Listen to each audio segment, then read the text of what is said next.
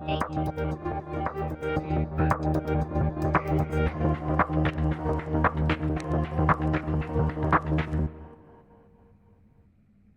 everyone, it's technology expert Burton Kelso here with another tech tip to help you get the most out of the technology in your life. Today we're talking about AI burnout.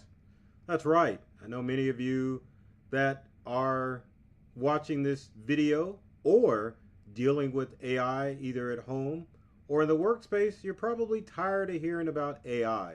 And AI burnout is a real thing. It's starting to affect people across the globe for a variety of reasons.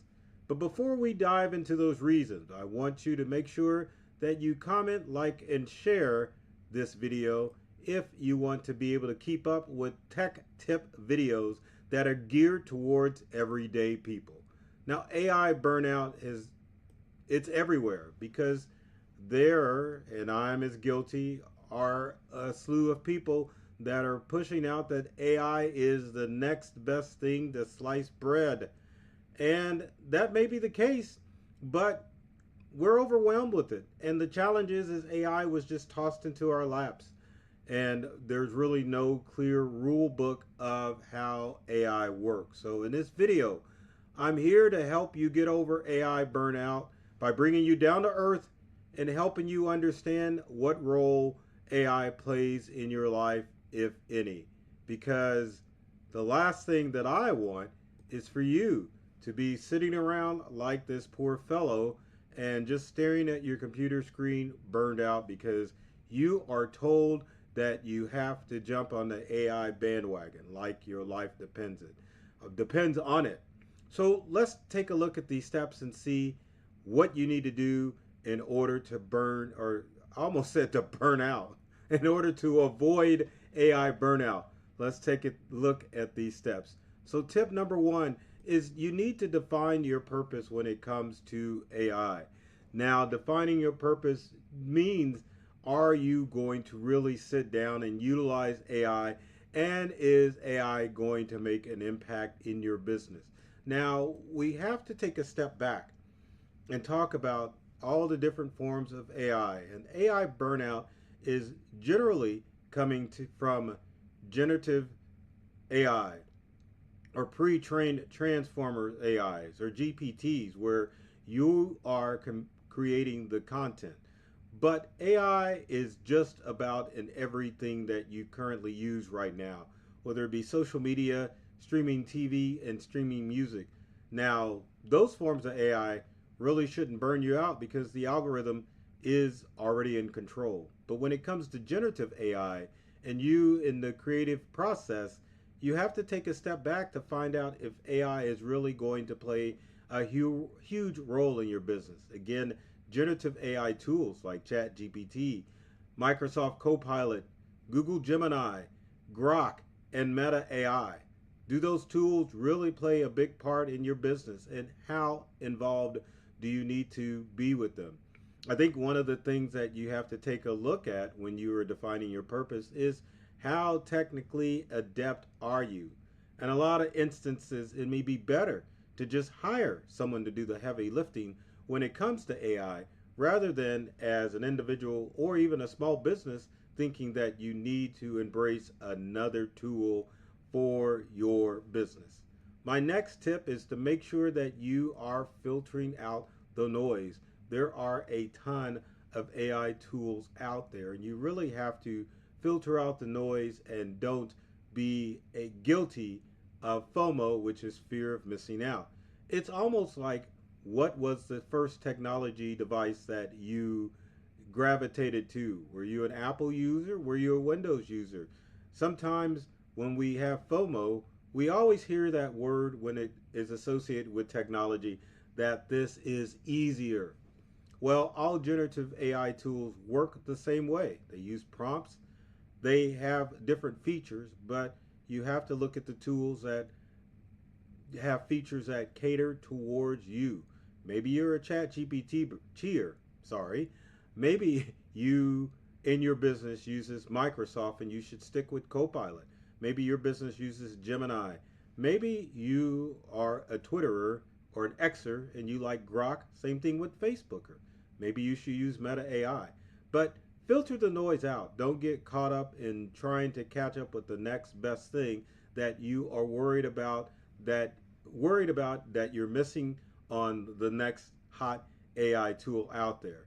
It's a billion dollar industry, and of course creators are always coming out with tools and plugins to AI tools that will make you think that you are missing out if you are not embracing them all. Of course, generative AI can create text, it can create images, and it can create video. Focus on what is going to work best for you.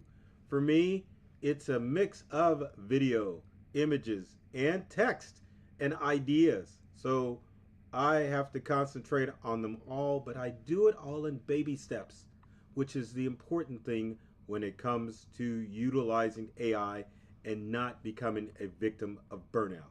My next tip is to make sure that you master the art of AI prompting.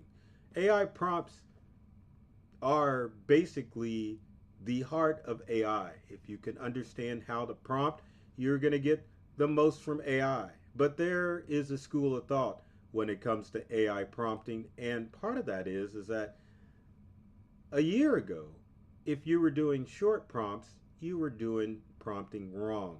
But prompting is basically adapting yourself to talking to your AI chatbot in conversation mode. Sometimes it's said that prompts that are bad are 9 words or less, and that a good prompt in reality should be 21 words or longer. That's not always the case, but it all depends on how you are using AI. If you are trying to utilize or create complicated videos, images, or text, then yes, you will need to use longer prompts in order to get what you want instantly. Also, if you are just looking up general information, there's nothing really wrong with putting in the short prompt in order to treat AI like it was Google. But remember, the main thing from prompting is to keep consistent with the idea that when you conversate with AI, it should be in conversational mode. That way it helps you open up a little bit better, and it helps you get more from the AI content that you use. But again, I will say prompting's important, but don't put such an importance on prompting that you are making AI unbearable. That's a horrible word to use, isn't it? My next tip is to make sure that you unplug and you create. Unplugging from technology and AI is a great idea because sometimes we get lost in that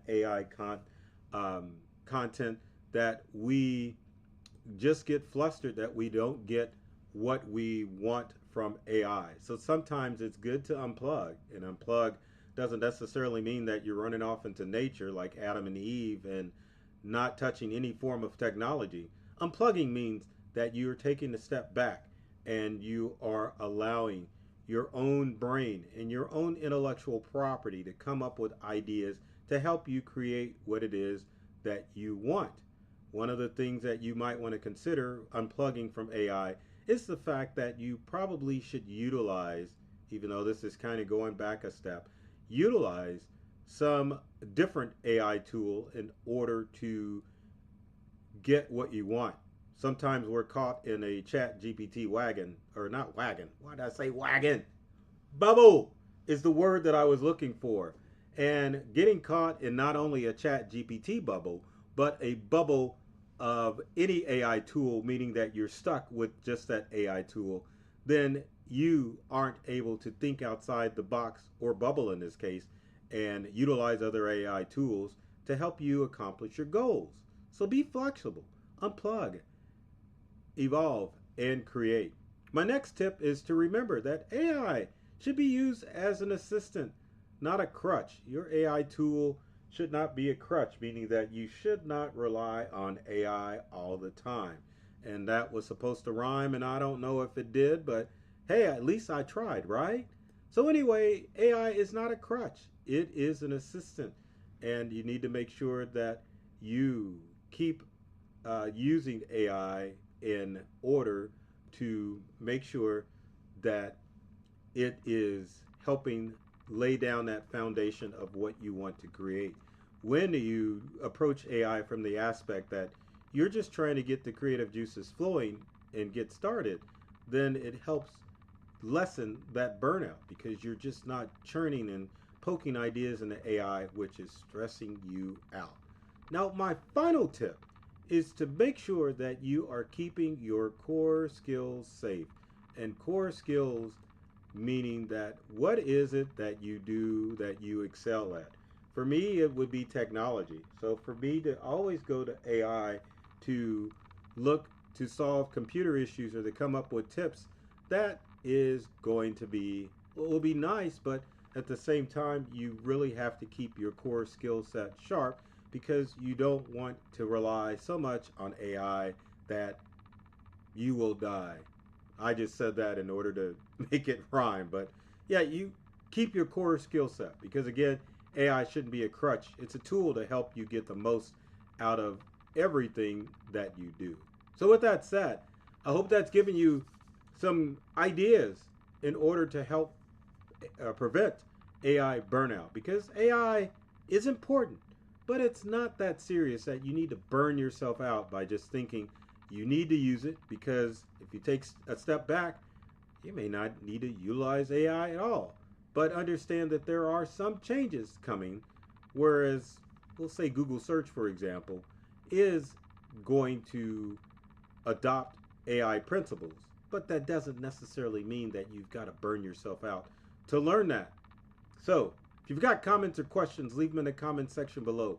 We'd love to hear from you to help you find out how you can avoid AI burnout. So with every video, my goal is to help you